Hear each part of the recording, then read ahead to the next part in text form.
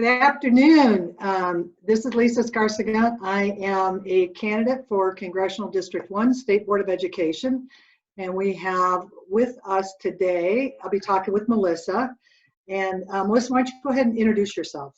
Sure. My name is Melissa Megliola, and I am a DPS mom of two kiddos.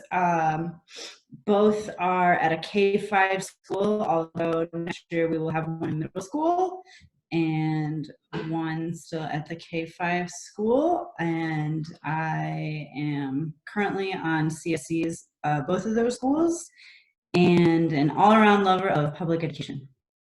Lovely. That's great.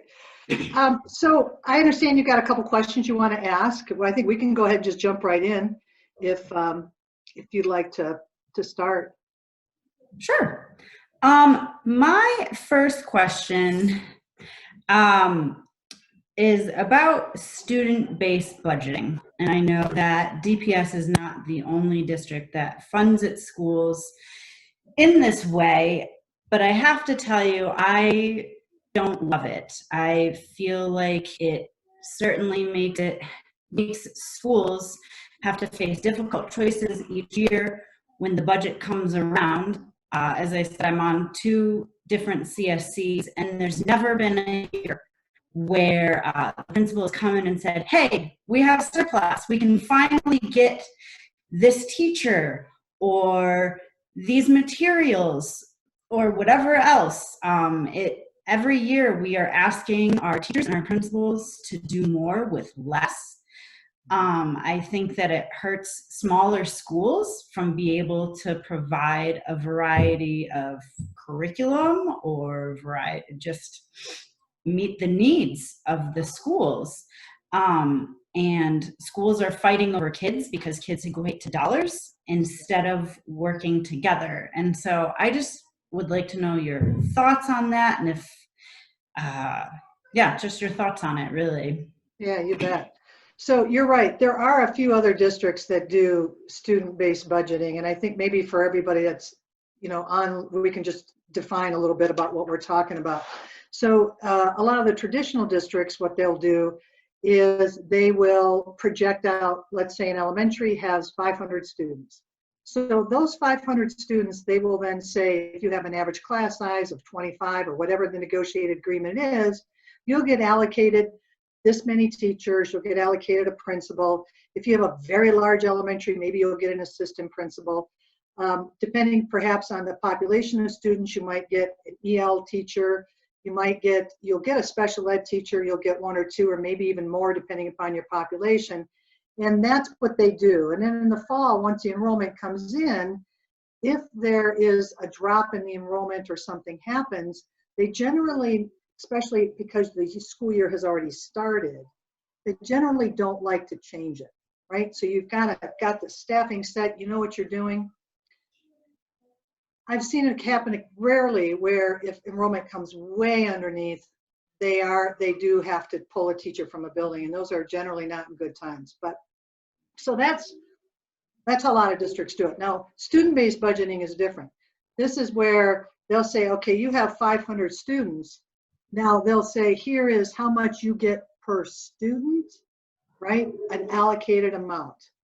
If they are an EL student, or if they're a special ed student, or if they're on free reduced lunch, you may get extra, right? Then they total it all up in the budget, and then they say, okay, go forth.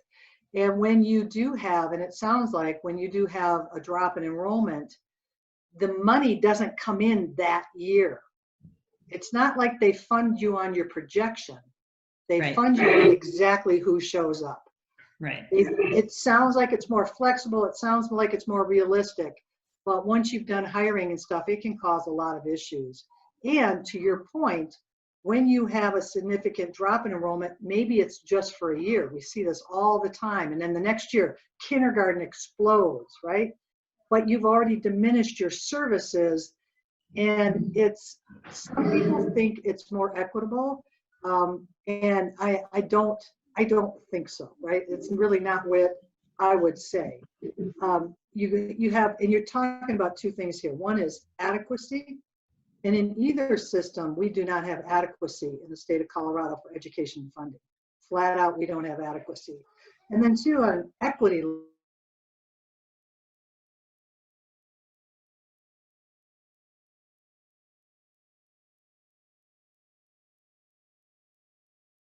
those students at the level that we know and experts have told us need to be funded at. And so it has created a continual crisis, particularly if you are a school that is very diverse, high need, at-risk population. You're even more underfunded than you are a school maybe that has students with lesser needs. And then of course a parent population that can support the school as well. So, yep. And that is, and here's another thing I should probably, because we're talking state board versus local board, that decision is a local board decision. Oh, it is. It's Denver, not a state level. it is not a state level decision. The state funds Denver so much money per pupil. And then of course the title, what we call title dollars, that's if you have students that are free reduced lunch, that money gets allocated per pupil to the district office. Right. And then the district turns in their formula to the state and they say, here's how we're going to disperse it. As long as they're within the rules, which they are, so same as another district right next door, Aurora, who does not do student funding, they're within the rules as well. But that's how that works. And so the state really doesn't have a say in that. Okay. In that. Well, thank Yep. you. Thank you. Bet. I have seen on your website that mental health. Sorry. I have no issues. I have seen that mental health is a big part of your platform. I think during the current scenario which we are in, once kids, and even now, but once they're back in buildings as well, I think we're going to see a significant increase for those supports. What are your thoughts on funding it and getting people in those buildings?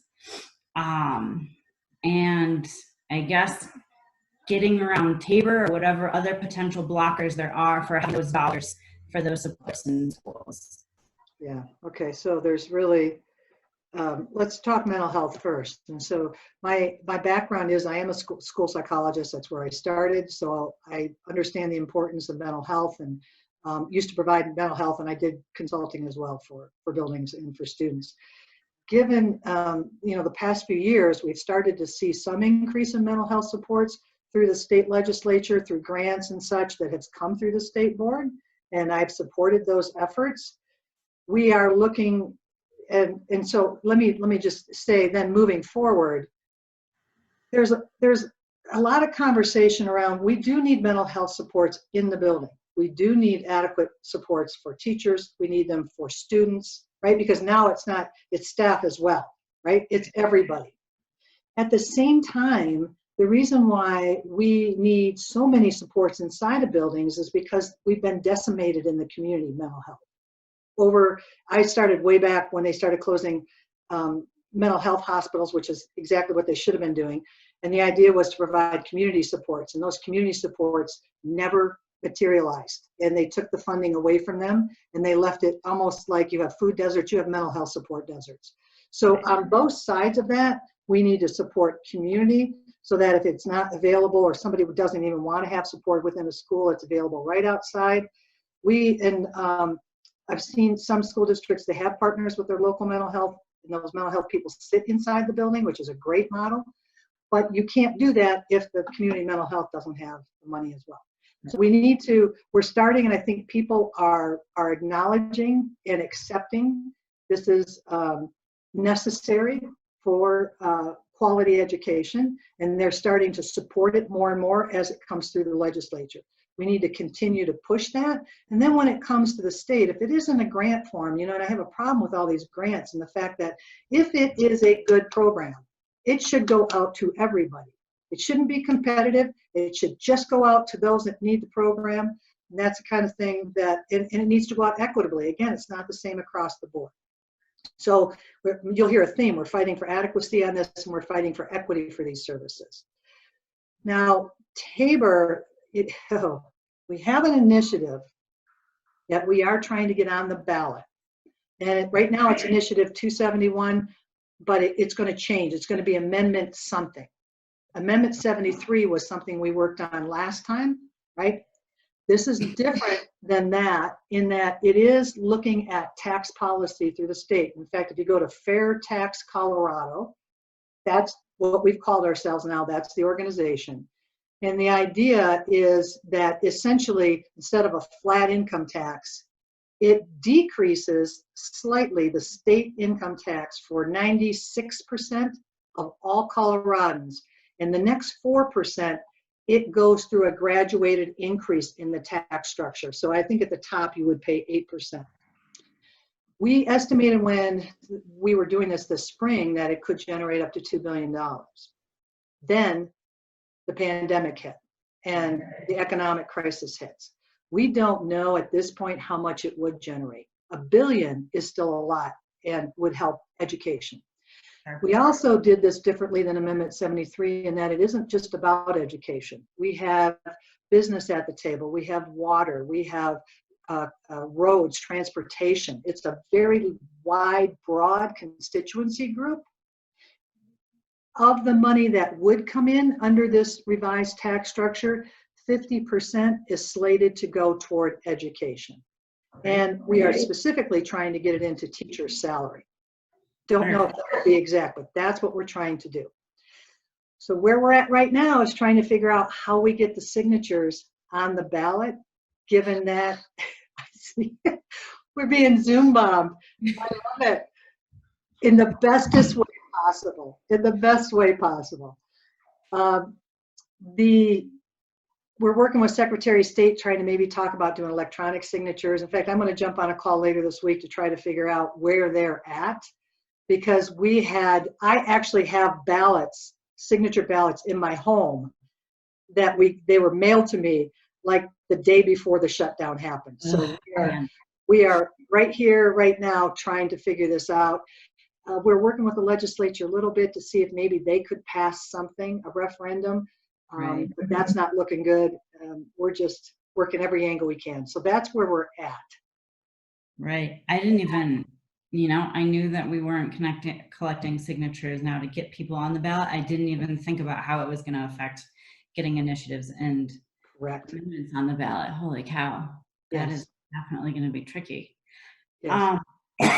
Excuse me. My next question, you kind of touched on this a little bit, but how do you see your role as a state school board representative working with local districts and local governments to fight with them? I know that you currently work at CASE, so you're kind of familiar with, I assume, a lot of the people who are already there, but how do you see that role for yourself? That's a really good question, and it changes. So I just retired from CASE, and that part of that was the purposeful was to retire before I was elected.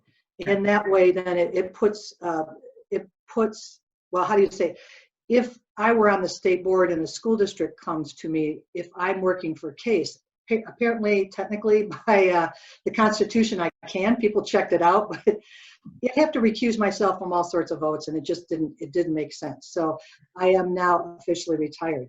But to your point, having worked with all those districts, I do have a sense the variety of school districts in our state. There are 178, and then we have the 18 BOCES. They all operate on a different level. For Congressional District 1, so my stakeholders now become Denver, Inglewood, Sheridan School District, and then there's an area about 18 out of Jeffco. And so what I've been doing on the campaign is meeting with as many groups. Many of them I've met with before. I do know them, but now it's kind of in a different role and a different take. Talk to me about what's occurring now. What is it that you see that has been problematic? Again, some of it's confirmatory, and other things I'm learning, which is wonderful. So my role is, and how I've operated in CASE, it's like if I were to go to the legislature and they say, what is your position? I tell them, here, I have talked to all of these people, and this is what I summarize that position to be. So in order to be on the state board, I would have to continue that in Denver and in these other districts, continue to meet with people and gather as much information as I can around some of the issues. And some of them matter more than others, right? Somebody may not care about an individual teacher's licensure, but boy, they do care about the school accountability frameworks, and they do care how choice happens and things like that. So I think it's consensus building and coalition building is kind of what I'm known for. I would continue that. It will just be within the sphere of CD1. I'll also then work, I know people will be contacting me throughout the state, that's fine, but these are my stakeholders here now. Wonderful. Thank you. Yeah.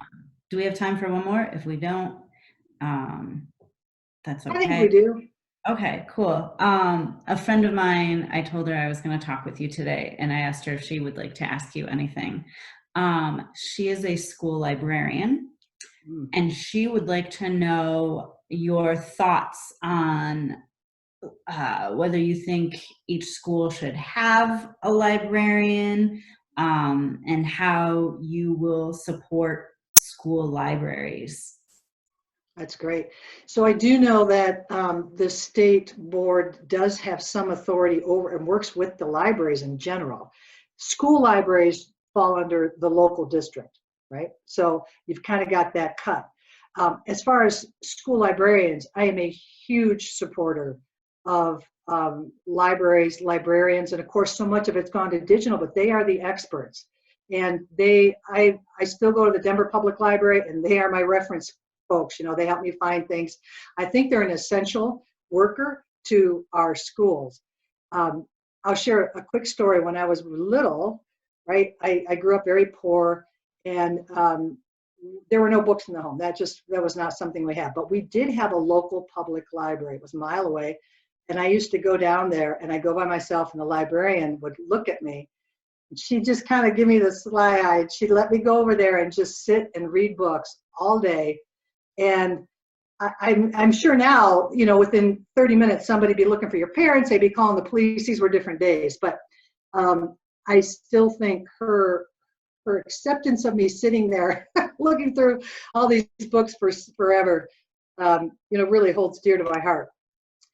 But I do, and I think they do have a lot of professional learning, and a lot of these librarians have gone on their own and have done all this work, and I think that they need to be supported for that, and to schools that use them well know how valuable they are. So I do support. That's great. It'd be so sad when I hear that schools are cutting the librarian positions, because they just do so much. I know our school's librarian, she does the technology too. So she does so much with the kids beyond just, you know, teaching them how to look for books and the parts of the books. I mean, she does the computer lab. She works really, really hard, and all kids deserve to have a librarian in their school. The state does have and has been working on media literacy standards, and so that's something that we would want to keep, you know, in the forefront as well, and look at that. Because boy, more than ever, especially looking at today, how much kids need media literacy. Oh my goodness. Yes. And parents too. And parents, I know. That's what I hear now. I've heard from districts that, you know, once we got the children, it was actually tutoring parents, having the parents help their children, which again is a whole nother layer in here that we've got. And you all parents have done very well, is what I'm hearing. It's definitely been a learning curve. I will say that in our home, it has gone significantly better than I could have imagined. Great. I honestly thought by this point everyone would have thrown their hands up and given up. But, you know, I am in a place that not a lot of other families are in, where I can dedicate my day to the kids, help them, so then my husband can focus on his work, and not everyone has that luxury. I'm also very grateful that my 5th grader knows how to show my 2nd grader how to do math the way that they do it, because carry the one is not a phrase that they know, or borrow, or borrowing when you're Right. so. But I'm learning as well, and it's been, you know, their teachers are working so hard, Mhm. and I hope that that's being acknowledged by so many families, because I think that the teachers are busting their butts even more so now than they were when they were in the classroom. Well, and I think that's great. Even this is Teacher Appreciation Week, and it kicks off today. And I think what you just said, it sums it up, right? And I think if we could get like 100 parents together and do like a video or something like this, it would That would be awesome. Yeah. Yeah. Well, All right. thank you for taking the time to Oh, you're answer welcome. questions. Good luck with Thank everything. you. Thank you, and good luck to you. And if maybe you could bring them in if they want to come by one more time and say goodbye. Hey girls, you want to come say hi? Yes, they do. They say. Well, there you are. They never miss an opportunity to be on a Zoom. That's not true. Hello. This is Hello. Ella. So nice to meet you. That's Amelia. And this is Lisa, and she's running for the State School Board of Education. She's the one I've been writing all those postcards for. There's a lot of postcards. Yay. Want to say? Hi. Hi. Hi. How's your day going? Good. Good. It's a beautiful day. Beautiful day. I know. You guys gonna go outside? We did. You did? For a minute. Okay. Go back outside. It's gorgeous. Now we're doing something. Okay, go do your thing. That's Mom. All All right. right. Great talking to you today. Thank you for taking the time to talk. You bet. You bet. We'll talk soon. Take care. Yeah, bye.